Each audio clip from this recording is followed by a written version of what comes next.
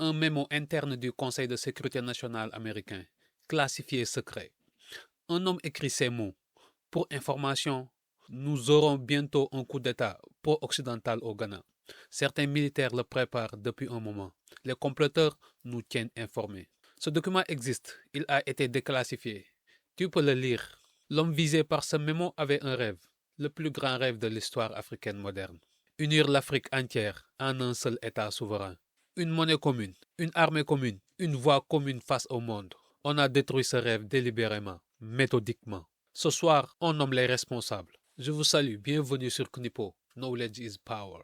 Savoir, conscience, élévation. Ce soir, on parle de Kwame Nkrumah, premier président du Ghana, père du panafricanisme, l'homme qui a osé rêver les États-Unis d'Afrique. Et on parle de ceux qui ont tout fait pour que ce rêve ne se réalise jamais. Des faits, des documents déclassifiés, des noms. Kwame Nkrumah est né en 1909 dans ce qui s'appelait alors la Côte de l'Or britannique. Fils d'un orfèvre, pas de famille puissante, pas de privilèges.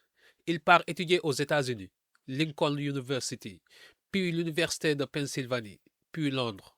Et pendant ces années en Occident, il voit quelque chose que peu d'Africains de son époque voient clairement. Il voit comment le monde est organisé, qui décide, qui profite, et pourquoi l'Afrique, malgré ses ressources immenses, reste pauvre et dominée. Il rencontre Marcus Garvey, il lit Webb Dubois, il participe au congrès panafricain. Mais il y a un moment précis qui change tout. Pendant ces années aux États-Unis, Nkrumah vit la ségrégation raciale de l'intérieur. Il voyage dans le sud américain.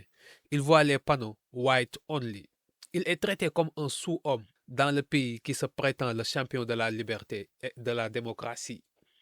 Et cette expérience lui enseigne quelque chose que les livres seuls n'auraient pas pu lui apprendre. Le racisme et le colonialisme ne sont pas des accidents de l'histoire. Ils sont les fondements d'un système économique.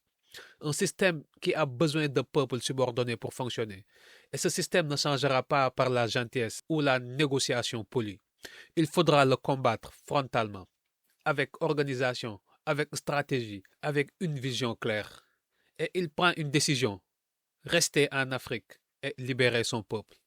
Pas seulement le Ghana, l'Afrique entière. En 1947, il rentre au Gold Coast. En 1949, il fonde son propre parti, le Convention People Party.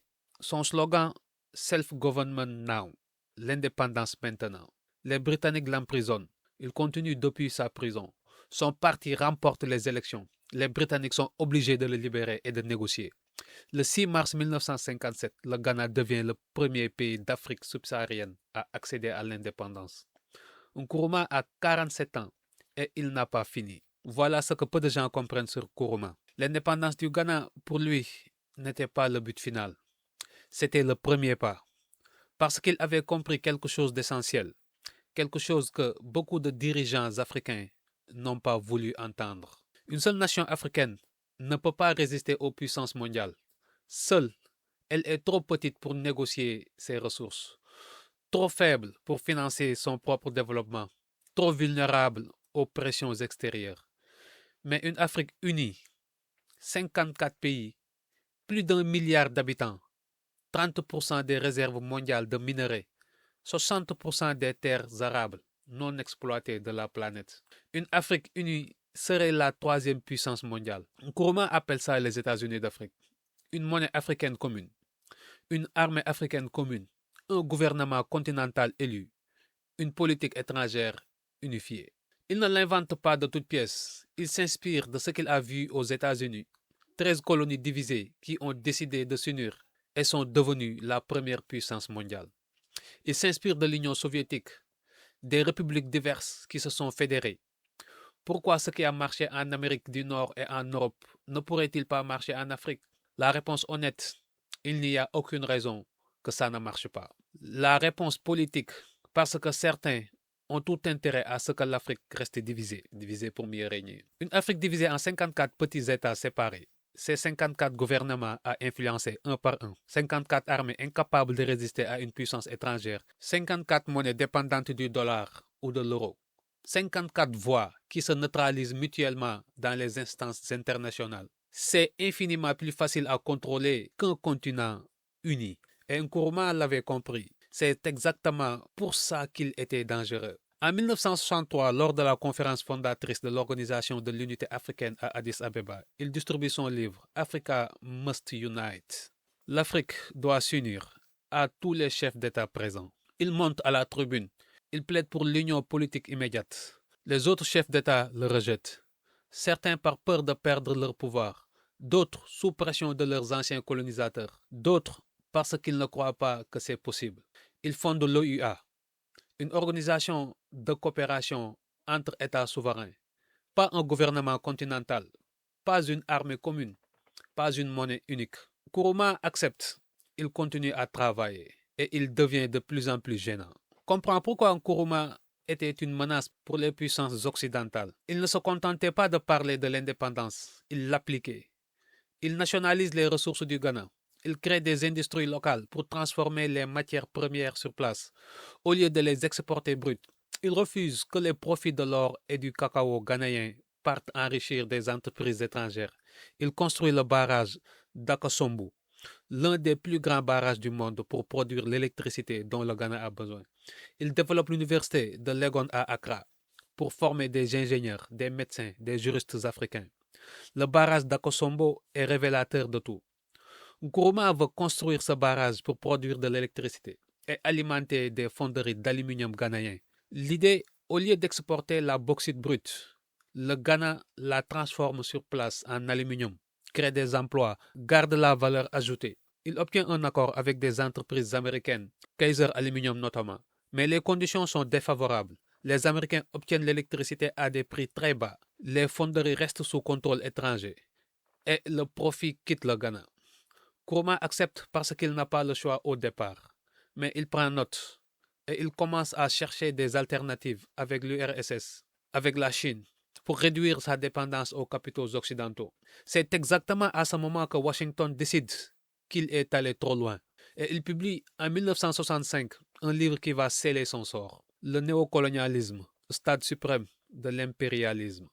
Dans ce livre, il nomme le système. Il explique exactement comment les anciennes puissances coloniales continuent de contrôler l'Afrique après les indépendances formelles. Comment elles le font à travers les multinationales, les banques, les dettes, les accords commerciaux inégaux, les gouvernements fantoches. Le gouvernement américain est tellement furieux de ce livre qu'il proteste officiellement et il coupe l'aide économique au Ghana. Un livre, un seul livre, et Washington coupe l'aide à tout un pays. Tu comprends à quel point Nkrumah les dérangeait? Si ce contenu t'apporte quelque chose, clique sur le like maintenant et partage cette vidéo. Parce que cette histoire mérite d'être connue. 24 février 1966, Nkrumah est en voyage. Il se rend à Hanoï pour tenter de négocier la paix au Vietnam. Il est loin de son pays. À l'aube, des militaires et des policiers prennent le contrôle de la radio nationale de Ghana. Un colonel annonce à l'antenne. Le mythe entourant Nkrumah est brisé. En quelques heures, c'est fini. Son gouvernement est renversé, son parti dissous, la constitution suspendue. Nkrumah apprend la nouvelle en chemin. Il ne reviendra jamais au Ghana. Il mourra à Bucarest en 1972 après un exil en Guinée chez Ahmed Sékou Touré. Maintenant, parlons des documents. En 1965, un an avant le coup d'État, Robert Comer du Conseil de sécurité nationale américain écrit dans un mémo interne: pour information, nous aurons bientôt un coup d'État pro-occidental au Ghana. Certains militaires le préparent depuis un moment. Les comploteurs nous tiennent informés. Nous tiennent informés. La CIA était informée du coup avant qu'il se produise. Et elle ne l'a jamais empêché. Au contraire. En 1978, des sources de première main ont révélé au New York Times que la CIA avait conseillé et soutenu les comploteurs. Et en 2025, il y a moins d'un an, des documents britanniques déclassifiés ont révélé que le Foreign Office britannique avait mené une campagne de propagande secrète pour créer une atmosphère dans laquelle Nkrumah pourrait être renversé et remplacé par un gouvernement plus pro-occidental. Un document britannique classifié top secret, maintenant public. CIA américaine, Foreign Office britannique. Les deux plus grandes puissances occidentales contre un seul homme. Pourquoi? Parce qu'il voulait que l'Afrique appartienne aux Africains. Et voilà la partie la plus glaçante de cette histoire. Tout ce que Nkrumah avait prédit dans son livre de 1965, tout ce qu'il avait décrit comme le néocolonialisme s'est réalisé exactement.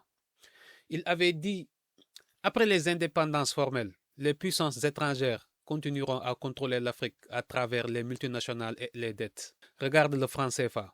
14 pays africains qui déposent encore leurs réserves à Paris. Il avait dit, les puissances étrangères financeront et soutiendront des gouvernements africains dociles pour protéger leurs intérêts économiques. Regarde la France-Afrique. Regarde la liste des présidents africains soutenus par Paris ou Washington pendant des décennies en échange de leur soumission. Il avait dit, un pays africain seul ne peut pas résister. Regarde ce qui est arrivé à ceux qui ont essayé. Lumumba assassiné, Sankara assassiné, Nkrumah lui-même renversé. Et il avait dit la chose la plus importante. La seule réponse au néocolonialisme, c'est l'union politique de l'Afrique. Pas la coopération entre États souverains séparés. L'union réelle. Le gouvernement continental, la force collective. 60 ans après, l'Union africaine existe. Mais elle n'a ni armée commune, ni monnaie commune, ni politique étrangère unifiée. Ces décisions ne sont pas contraignantes. Ses membres se font la guerre entre eux. Et son budget annuel est inférieur à celui d'une ville de taille moyenne en Europe. Le rêve de Nkrumah n'a pas encore été réalisé. Et l'Afrique paie encore ce prix. Chaque pays qui négocie avec une multinationale minière obtient des conditions désastreuses parce qu'il n'a pas le rapport de force. Chaque pays qui sollicite un prêt du FMI doit accepter des conditions qui freinent son développement parce qu'il n'a pas d'alternative. Chaque pays qui veut résister à la pression extérieure finit seul parce qu'il n'a pas de bloc derrière lui. Nkrumah avait la solution, on lui a arraché des mains. Et la question n'est pas de savoir si l'union de l'Afrique est possible, elle l'est. La question est de savoir si les dirigeants africains auront un jour le courage de la bâtir et si les peuples africains auront la conscience de l'exiger. Alors voilà la question que Nkrumah te pose depuis sa tombe. Si l'union de l'Afrique était la solution en 1963, est-ce qu'elle l'est encore aujourd'hui? Oui, mais avec une différence fondamentale. En 1963, l'union devait venir des chefs d'État. Elle a été sabotée de l'intérieur et de l'extérieur. En 2026, l'union peut commencer autrement. Par les peuples, par la diaspora, par les entreprises africaines qui créent des réseaux commerciaux qui ignorent les frontières coloniales, par les intellectuels qui partagent leur savoir à travers le continent, par les jeunes qui se reconnaissent comme africains avant de se reconnaître comme sénégalais, ivoiriens, congolais ou camerounais. Nkrumah disait, je ne suis pas africain parce que je suis né en Afrique. Je suis africain parce que l'Afrique est née en moi. Cette phrase n'a pas vieilli d'un jour. Kwame Nkrumah voulait les États-Unis d'Afrique. La CIA l'a renversé. Le Foreign Office britannique l'a saboté. Ses propres pères africains ont refusé sa vision par peur ou par intérêt. Et il est mort en exil, loin de son pays, en 1972. Mais voilà ce qu'ils n'ont pas réussi à tuer. L'idée. En 2025, le président actuel du Ghana, John Mahama, a prononcé un discours lors du 68e anniversaire de l'indépendance. Il a cité les documents déclassifiés de la CIA. Il a dit publiquement que le coup d'État de 1966 était inspiré et conçu par la CIA. Un président africain en exercice qui nomme la CIA responsable du renversement de son prédécesseur. 60 ans après, la vérité continue de remonter. Et chaque génération qui apprend cette histoire est une génération de moins manipulable. Son livre, Le néocolonialisme, est toujours lu. Son discours de l'indépendance est toujours cité. Son rêve est toujours vivant. Parce que les idées vraies ne meurent pas avec l'homme qui les porte. Partage cette vidéo, like, abonne-toi et rejoins la communauté sur Telegram. Lien dans la description. Le savoir est une arme, mais surtout n'oublie pas, ce n'est pas de la magie, c'est de la constance. Peace.